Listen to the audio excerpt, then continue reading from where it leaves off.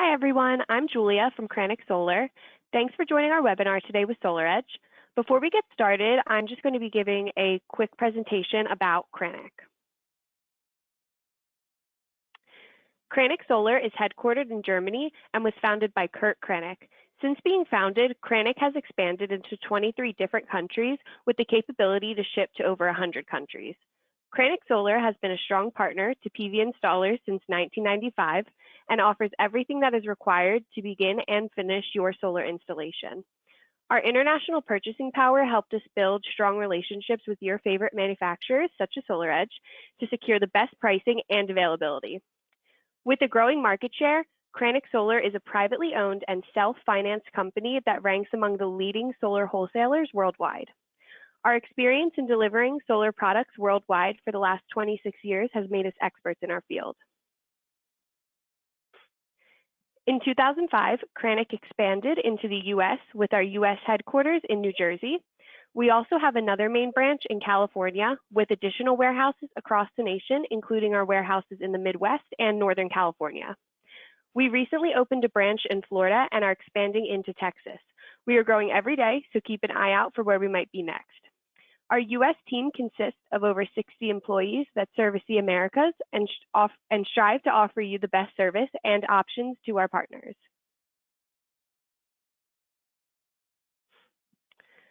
Throughout the years, we have grown our product portfolio to provide over 5,000 products. We've partnered with leading manufacturers worldwide to offer the best materials for a project of any size, whether it's an off-grid system, 4-panel shingled roof, or a megawatt flat roof. Working with Krannich means you'll never work alone.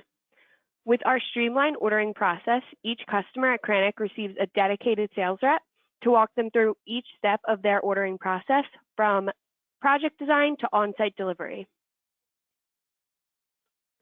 The solar industry is always innovating and changing.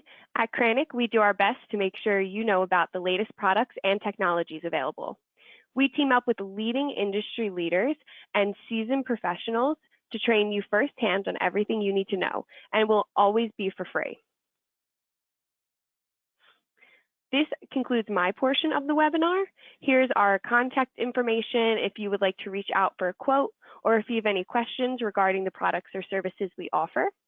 Thank you again for joining us, and now I'm going to be passing it along to Magnus from SolarEdge.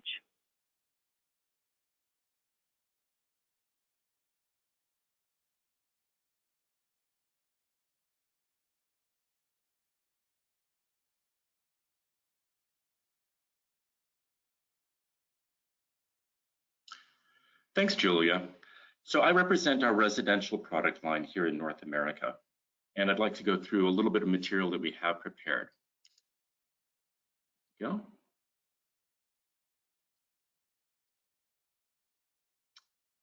All right, so today we'll be looking at how the solar business is sort of developing over time and some good ways to prepare for it.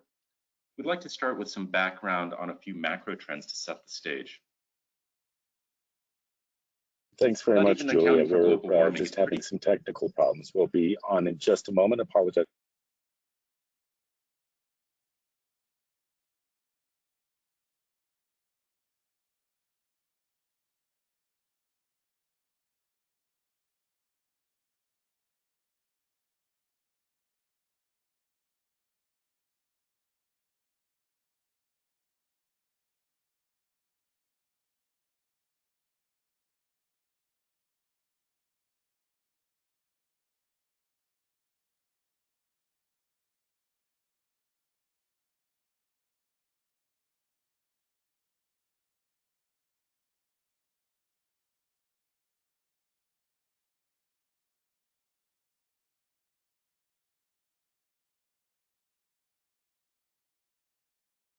Warming, it's pretty clear that there's a lot of turmoil in the energy industry today.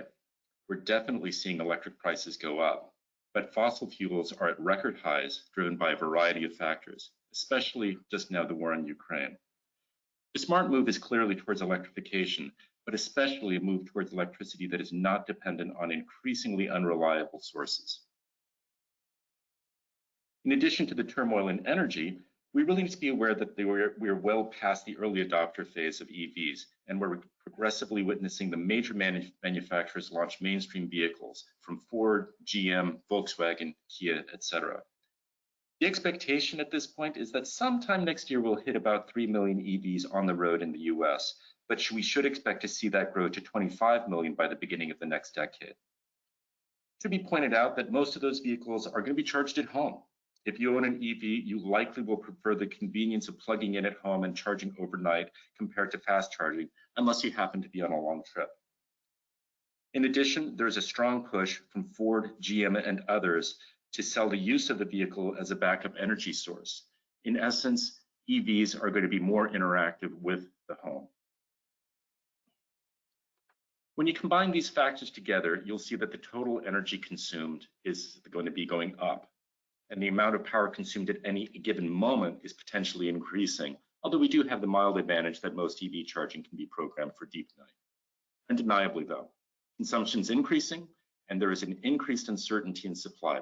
Just look at the uncertainty driven by the Russian war in Ukraine, the Texas crisis of last winter, and the continued public safety power shutdowns that we experience in California.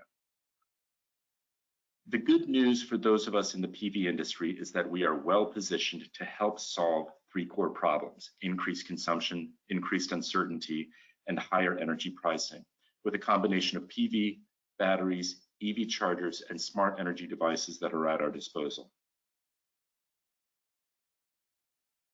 The even better news is that many of these new technologies, such as EV chargers, backup batteries, and so on, are natively DC devices, and they can be conveniently connected together in a system without having to redesign main panels or even the interconnection already on the home. As I mentioned earlier, there's a strong push from companies like Ford and GM to sell the use of their vehicles as backup energy sources. And when they do, those interactions are going to be DC. So our point of view, and where you'll see our focus, will be on increasing the loads that you can put onto the DC side of the inverter. Let me explain a little bit about why. Looking at this practically, you'll see that if you take these new devices and add them to the AC distribution panel, you have a strong likelihood of overloading the main panel, especially on older homes. In addition, inside of each of these AC connected devices is an inverter, which simply decreases the overall efficiency of the system, decreases reliability, and increases the overall cost of the system as you shuffle DC energy to AC energy and then back again. If we simply allow these new sources of energy and loads to exist on the DC side of an inverter, we minimize losses, we decrease cost, and we reduce the chance of expensive AC system upgrades. Another trend that we see in the industry is we're seeing a move towards ever larger and more powerful PV modules. Every year, we've been seeing the module powers increase. Previously, this was driven by increases in module efficiency, but at this point, we're also seeing the increase compounded by bifacial technology and really just simple physical increases in the size of the modules that are being provided. As SolarEdge, we're really committed to following this trend, and we already support these higher power modules, both in the residential and the commercial and utility markets. It's probably worth reviewing briefly how we manage PV modules with SolarEdge optimizers. Essentially, our optimizers are finding the optimum power point at each module, preventing any shaded or underperforming modules from affecting the others. This is a significant improvement compared to traditional string inverter technology and comes with the added benefit that it provides PV rapid shutdown as required now by the NEC. Microinversion does provide some of these benefits, but it generally suffers from lower efficiency and a greater chance of clipping energy at a particular system size. If we take these macro trends and SolarEdge's core technology, we've decided to focus on solving electrical capacity, resilience, efficiency, and smart energy use. Drilling into that solution a bit, we're providing efficient solar with optimized production, a home backup solution with our own DC coupled battery, EV charging with the ability to interact intelligent with PV production on homeowner needs, and the smart control of high power consuming devices that are in the home. More or less at the center of this ecosystem is our Energy Hub inverter. This inverter is connected to both the optimized PV system and the battery, allowing energy flow from the grid and other sources either directly to PV or to the battery, or from the PV directly to the battery without having to go through a conversion. The Energy Hub also acts as the coordinator for smart energy usage, continually balancing production and consumption, especially when the system is providing backup power. And what you can see is that we've been able to make the inverters operate at a variety of different convenience sizes when they're on grid, but when they are off grid, they can operate at even higher power in order to be the sole source of energy for the home. When acting as a manager of storage, the Energy Hub works really well with our Energy Bank battery and backup interface. The system is highly efficient. DC coupling between PV and the battery not only minimizes the number of energy-losing conversion steps, but it also allows capture of PV energy that might have been clipped by the inverter. The solution can be sized for small, partial home backup, or extended to whole home backup, either by providing multiple batteries or even multiple inverters if needed. The battery that we're offering is a very efficient lithium-ion battery sized for 9.7 kilowatt hours. It's set up for 100% depth of discharge, and importantly, you can discharge the battery completely in backup and still be able to restart the backup system when the sun returns in the morning. Again, multiple batteries can be stacked on each inverter for additional power and additional capacity. These batteries can be mounted either indoors or outdoors and can be mounted on the floor or the wall. Importantly, our batteries have been verified to UL 9540A as both proof of fire safety and to allow reduced spacing in jurisdictions requiring this test process. When you combine the battery, the PV system, and the Energy Hub, we can use our backup interface to disconnect the home from the grid if power is lost and provide full home backup. This device also allows a location to attach up to 3 inverters, allowing a total power for the system of up to 33 kilowatts and battery capacity of nearly 90 kilowatt hours.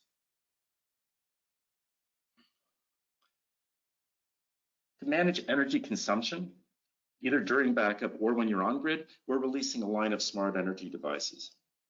These are focused on controlling higher power loads like AC compressors and pool pumps, but they can also be used for the convenience of controlling lighter loads like lighting circuits. Our EV charger is particularly interesting. The smart EV charger can be operated as a variable load depending on home energy needs, and it can also be programmed to only operate from green energy if that's what the homeowner wishes, or it can be operated to act as a grid-connected charger if that's what's needed. In my case, for instance, I happen to use this without a PV system just now, and I'm able to use it as a standard EV charger, and it works beautifully in that fashion. An interesting use then is that if you are in a conversation with a homeowner and they're not quite ready to go PV, you can actually use this device as an EV charger pre-sale and then address the PV needs as time goes on. So when you take all of these devices together, you're able to manage them through the My SolarEdge mobile application. This really allows a homeowner to interact with their PV system, their battery capacity, their smart energy devices, and their EV charger through a single app, which is a much better experience compared to hopping between applications. My SolarEdge app also will alert the homeowner if there is an outage, and we have a new feature called Weather Guard, where we are connected to the weather services information systems to alert the homeowner that a weather front is coming in and that they may be losing power. We can do things like take this information and automatically make sure that the battery is completely charged so that they are completely ready when the energy is lost.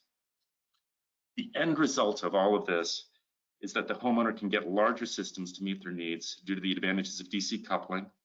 They can have a complete integration between their solar, battery, EV, and load management system.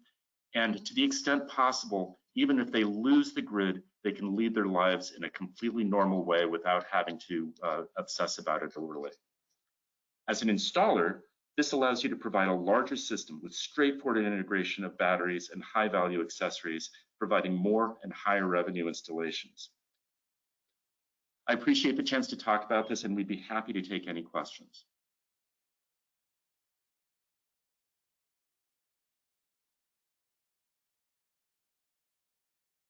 If anyone has any questions, you can now use the question function in the chat, and we'll be having Magnus answer a few of those. So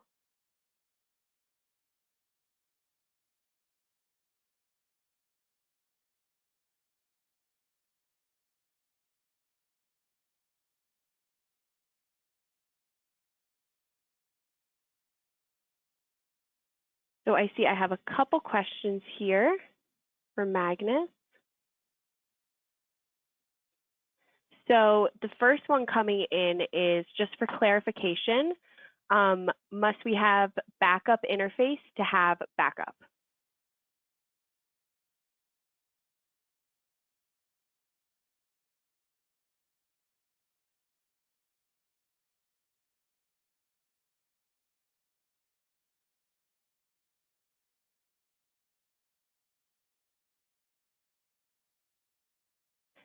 Sorry, I think we might be having some technical difficulties here.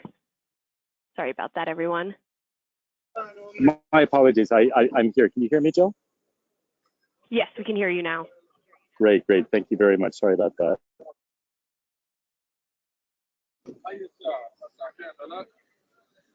So just to repeat the question. You want to go ahead? Yeah, please. Yeah. So somebody asked, just for clarification, must we have backup interface to have a backup?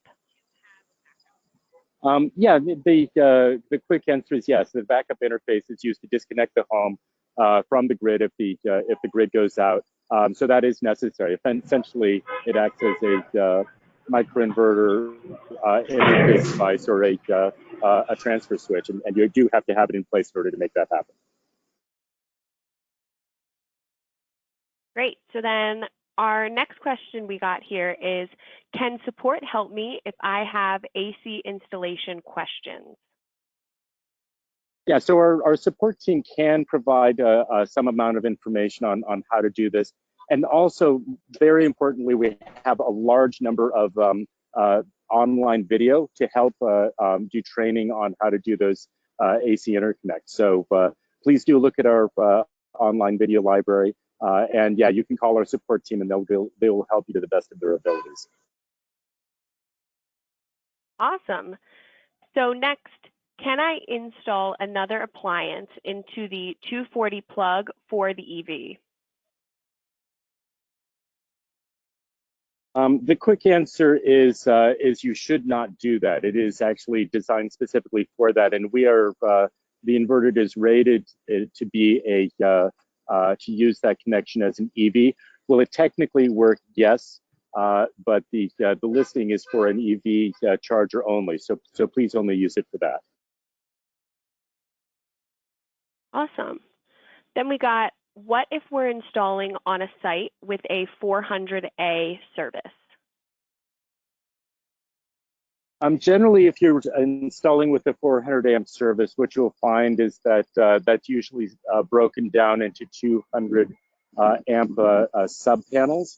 So the recommendation that we have is simply use a pair of our backup interfaces, one for each of the sub panels, and that works very well. We see that being done quite right. Great. Then we got for you, could you explain how battery access works?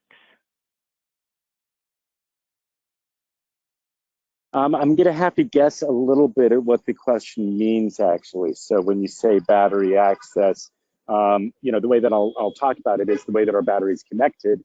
It is connected on a 400 volt DC bus, basically to the same set of inputs that the 400 volts coming from the PV is connected. So the DC interconnection there is on the same DC bus. The really neat thing about that is, let's say twofold. One of which is that you can flow PV straight to the battery without having to go through a conversion in the inverter. But it also means that the inverter is kind of agnostic about where the energy is coming from. It can take, let's say it's a 11.4 kilowatt inverter. It could take 5 kilowatts from a battery, in additional 6.4 kilowatts of energy from the PV, and mix them together. It's a very flexible configuration, and nobody has to set that up. It will simply do it automatically based on what's available. with a preference towards using energy from the rooftop first. In terms of how you access the battery information, let's see, because we've had some questions about this, about being able to have the homeowner be able to access the battery. They can do things like they can use the My SolarEdge app in order to set the backup reserve. So if they want to suddenly have 100% of energy available, they can simply do a slider. We will be releasing quite soon a variant of My SolarEdge that will allow people to change their time of use profiles. So that kind of access is included as well. So I'm answering that question in a couple of different ways, but I hope I got it.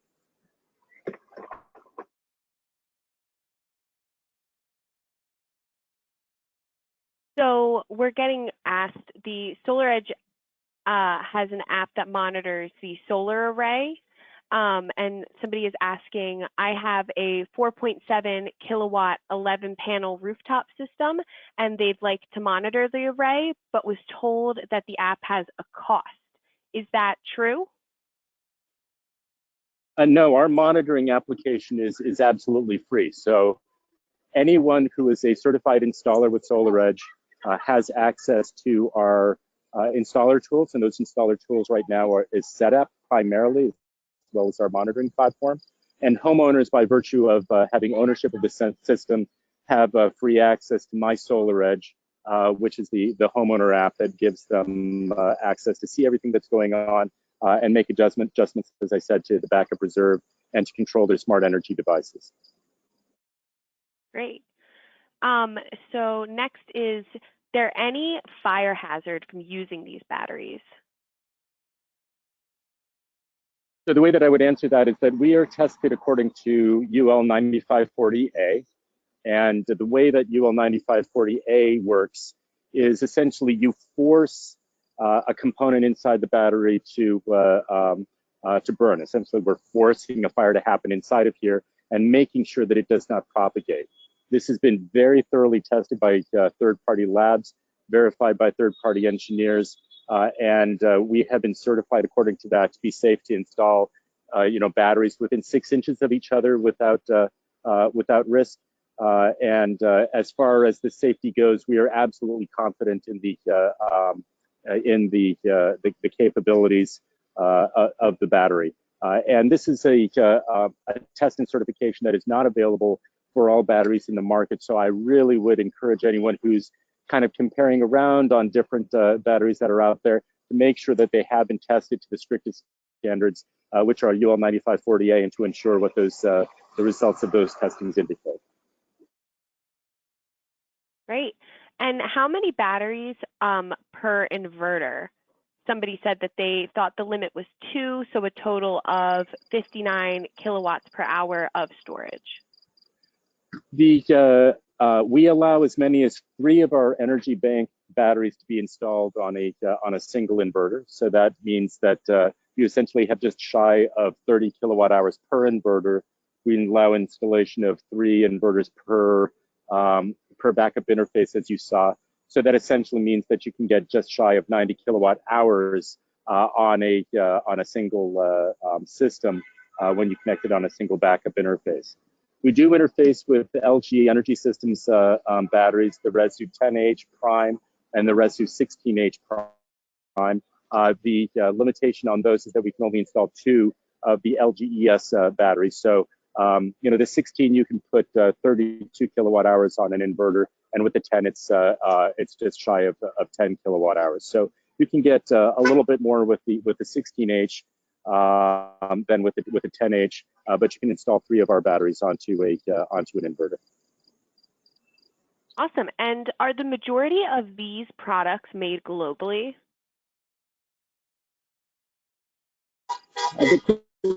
The answer is that yes, they are made globally. We have manufacturing throughout Europe. We have manufacturing in China. We have manufacturing in Vietnam. We will be opening up a new facility in the Americas quite soon, so we're looking forward to announcing that. But it is a global product. Having said that, we are aware of various tariff restrictions, and we manufacture to suit based on that. So can the Energy Hub with transfer switch all customers to run on solar power when the grid goes down?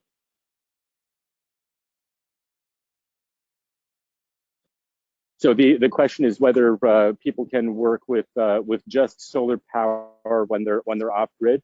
Currently, in order to operate in an off grid mode, we do need there to be a battery there. But when you go off grid, if there's solar power available, the solar power is what we're going to use first and foremost. So, you know, if you go off grid when the sun is up, there's a good chance that you won't actually touch the battery until the sun starts to set. Is it possible to stack 2 or more inverters to back up bigger loads and do full house backup with AC units? Yeah, absolutely. And the ability to control very large houses, we get installed on very large houses, even with multiple AC units pretty regularly. You know, but a very typical one would be to control a 4 or a 5 ton air conditioning unit. We do work with that. You know, depending on the rating of the AC unit, that can be done with just 1 inverter, or it can be done with 2 inverters. The basic response to your question is that you can stack multiple inverters for power. Our larger inverters are capable of doing 10 kilowatts or more of backup power. So you can have as much as 30 kilowatts of backup power simply by running with multiple inverters simultaneously. Great. So what kind of warranty comes with the inverter, and will it need to be replaced? And who will be responsible for replacement in the life of the solar panels? That's a multi-part question. Start with basics. Excuse me. The inverters have a basic warranty of 12 years. They can be extended to 20 years. That's for a modest fee, given what that means. Under our warranty, we will provide a replacement unit, and there is also under certain conditions the ability to do a truck roll in order to support that. So we'll provide some truck roll reimbursement. Great, and this will be our last question here. Is the EV charging station level 2? Yeah, that's right. Right now, the EV charging station that we're providing today is level 2, which means that it is a 240 volt AC charger that is connected at the inverter. So the neat thing there is the trick that we're able to do is that both the inverter and the EV charger are connected to the same breaker on the AC panel, acknowledging that the inverter is a source of energy and the EV charger is a consumer of energy. So it kind of balances out. So net, we have a level 2 charger, but you can hook it up to the inverter and be able to put both inverter and EV charger onto a single modest size breaker. We have a nice paper on this if people are looking for it. In the future, as I indicated in the presentation, we will be looking very heavily at doing DC charging. So please look for some announcements from us on that. Really what we're looking for as we start getting into DC charging is for there to be some agreement amongst the EV vendors of what those interfaces are. And that's kind of being worked out in standards committees and on a global basis. So as I indicated, we're really excited about that possibility and we are developing towards it, but we're waiting for a few things to line up. So please. Awesome, thank you so much. And if anybody had any more questions, we're going to be following up with you via email. And if anybody had technical difficulties, the recording will also be sending out that way. So thank you so much, everyone, for coming. Have a great rest of your day. And thank you so much, Magnus. My pleasure. Take care, everyone.